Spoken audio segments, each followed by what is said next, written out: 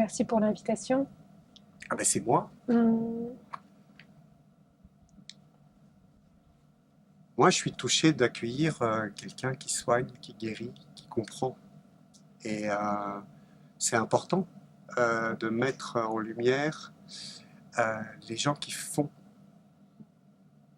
On n'est pas juste dans des idées ou des concepts, on est dans les choses qui sont, on est dans le dur, on est dans le concret.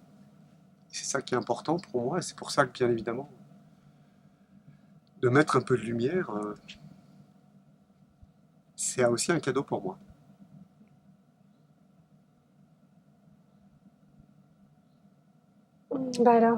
Effectivement, j'accompagne des personnes qui ont besoin de se rencontrer elles-mêmes, qui ont envie de se rencontrer elles-mêmes. Je parlais de la transition tout à l'heure parce que c'est un passage véritablement initiatique, où justement on est amené à prendre la responsabilité de ce que l'on veut réellement pour soi. Et avec mon aide, à un moment donné, qui peut prendre la forme d'un accompagnement qu'on appellerait du coaching, d'un accompagnement via les lectures akashiques, d'un accompagnement en séminaire sur des thématiques comme l'art, la créativité, la peinture, le couple. Fut un temps, je travaillais sur l'énergie de l'argent aussi. Cette connexion avec l'ordinaire et l'extraordinaire est importante pour moi également parce que c'est à partir de ce que vous êtes, de ce que je suis, qu'ensemble on peut faire quelque chose, ce troisième tiers, donc, terme ou le tiers dont tu parlais tout à l'heure. Donc j'ai écrit effectivement plusieurs ouvrages. Le premier, c'est un conte initiatique qui s'appelle Anouk et les mystères de l'eau. C'est un conte pour adultes que j'ai illustré et que Pierre a illustré aussi en décodant les images que j'avais dans ma tête que je n'arrivais pas à poser sur le papier avec beaucoup de beauté et d'harmonie.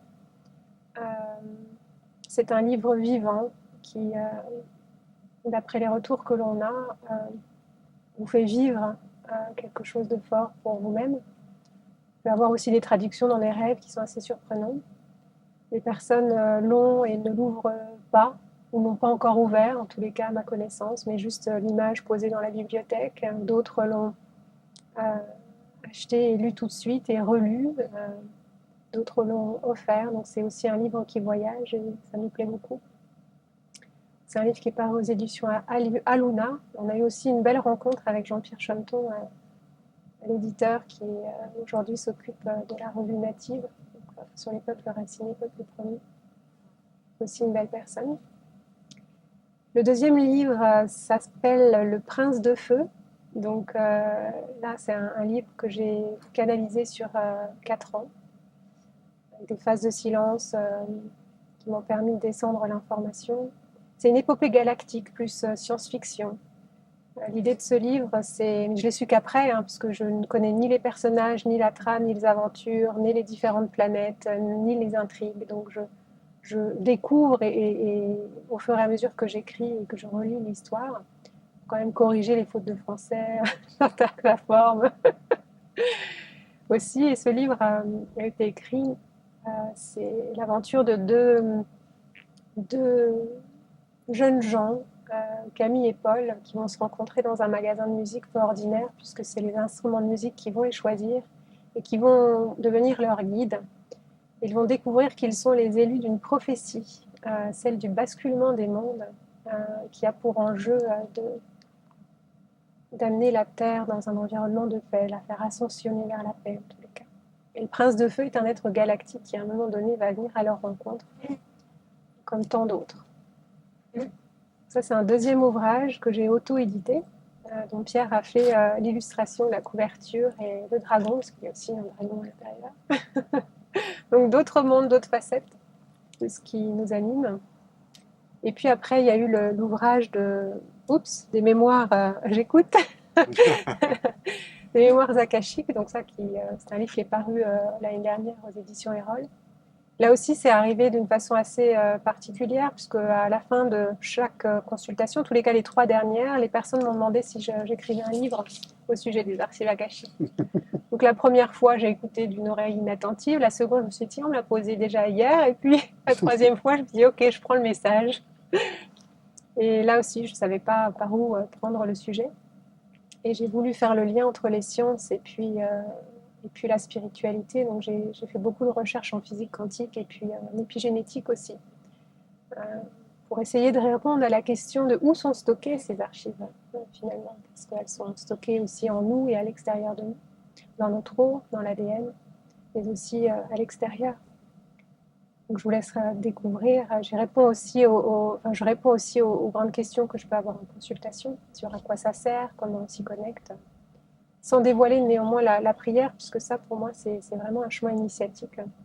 Ça se transmet de personne à personne. Et puis j'ai un nouveau livre qui va faire aussi la suite de celui-ci, qui va bientôt paraître, et puis un autre également qu'on m'a demandé d'écrire, probablement sur la terre et l'akasha, qui est en gestation. Donc l'écriture est vraiment un média que j'aime beaucoup.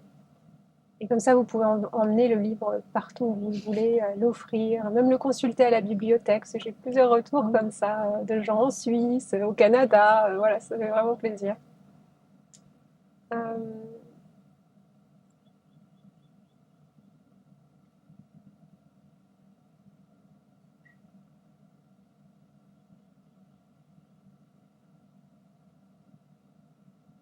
et puis après, vraiment, ce serait de vous faire goûter au silence parce que c'est un état qui est très ressourçant pour moi, très, très agréable, très joyeux. Voilà, j'espère qu'à travers ces quelques moments de silence, eh bien, vous aurez aussi cette connexion qui arrivera jusqu'à vous, de façon d'une. Voilà. Je voudrais vous remercier Igor, remercier Pierre de m'accompagner aussi. Merci à ce lieu de nous recevoir. Merci Julie.